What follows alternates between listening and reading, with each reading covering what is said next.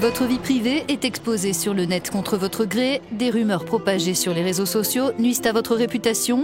Sachez que vous pouvez reprendre le contrôle de votre identité numérique. Un droit à l'oubli existe déjà en Europe. Il sera renforcé sous peu par une nouvelle législation européenne. Une avancée qui doit beaucoup à la mobilisation d'un citoyen espagnol habitant La Corogne.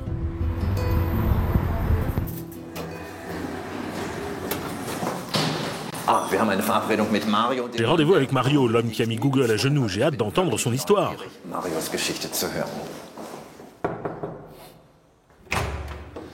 Mario en avait assez de voir son nom associé sur Google à une procédure judiciaire remontant à une quinzaine d'années. Alors en 2008, il demande au géant d'Internet de dissocier son nom de ses archives. Ce qu'il obtient 6 ans plus tard. La Cour de justice de l'Union européenne reconnaît alors à Mario et aux internautes un droit à l'oubli et au déréférencement. Vous avez changé la situation en Europe et un peu dans le monde. Pourquoi vous êtes-vous mobilisé ? Google refusait de m'écouter et à l'époque, on ne pouvait rien faire. Je voulais ouvrir une possibilité de recours parce que le citoyen européen lambda qui avait un problème avec un moteur de recherche n'avait pas d'autre possibilité que de s'adresser aux États-Unis. C'était complexe parce que Google est un géant et un lobby puissant.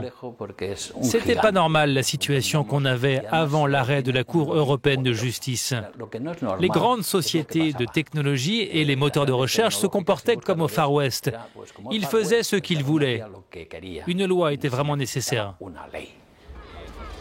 L'engouement pour les smartphones, les réseaux sociaux et l'exposition de sa propre vie sur le net a changé la donne. La nouvelle législation européenne sur la protection des données, adoptée fin 2015 par le Parlement européen et le Conseil des ministres, y répond en renforçant les droits individuels. Elle garantit la protection des informations personnelles, quel que soit le pays où elles sont envoyées, traitées ou stockées, y compris à l'extérieur de l'Union.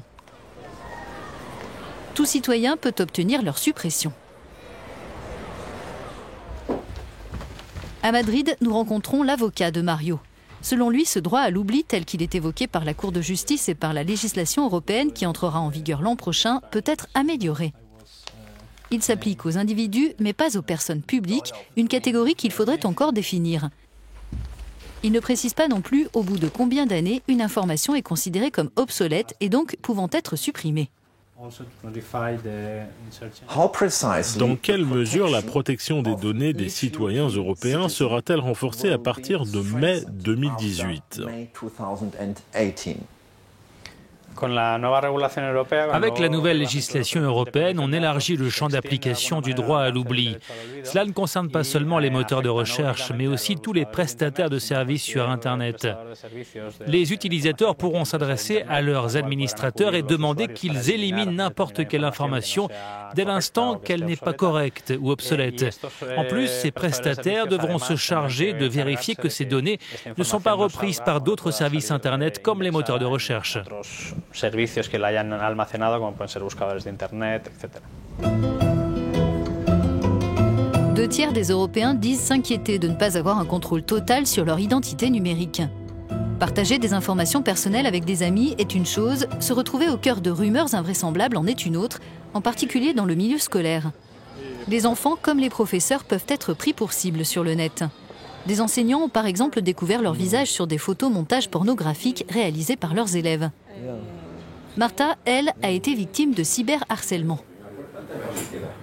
Le père d'un élève a trouvé mon numéro de téléphone et il a commencé à m'écrire des messages par WhatsApp pour dire qu'il n'était pas d'accord avec ma façon d'enseigner.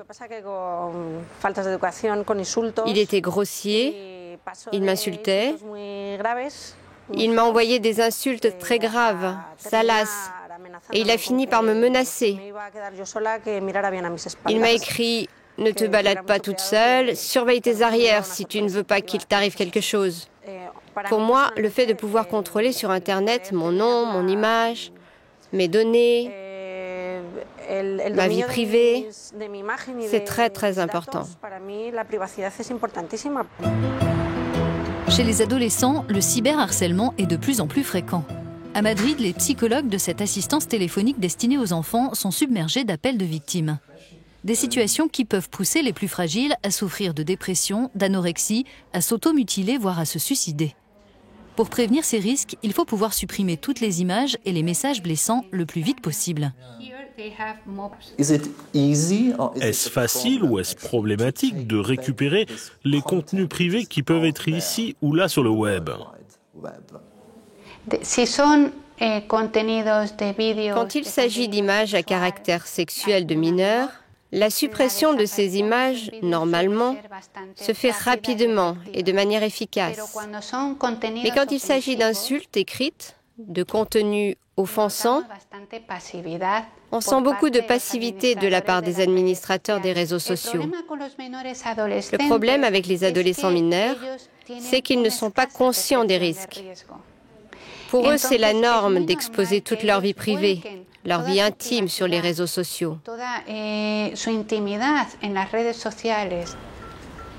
Dans la nouvelle législation européenne, le droit à l'oubli ne permet pas d'éliminer des faits avérés sur des personnalités, de réécrire l'histoire ou de restreindre la liberté de la presse. Mais il vise bien à protéger la vie privée des citoyens, comme le rappelle Mario. Je me suis battu pendant 6 ans et je suis très satisfait du résultat. On a ouvert la voie pour l'Europe, mais il ne faut pas qu'on s'arrête là. Il faut continuer le combat. On a besoin d'une législation forte pour que les citoyens européens reprennent le contrôle de leurs données personnelles. Ils doivent pouvoir décider eux-mêmes s'ils veulent ou non laisser leurs informations sur le web. C'est à chaque individu de décider. Maîtriser son identité numérique, c'est aujourd'hui possible, du moins dans l'Union européenne. Grâce à la nouvelle législation, il sera plus facile d'effacer une partie de ces traces.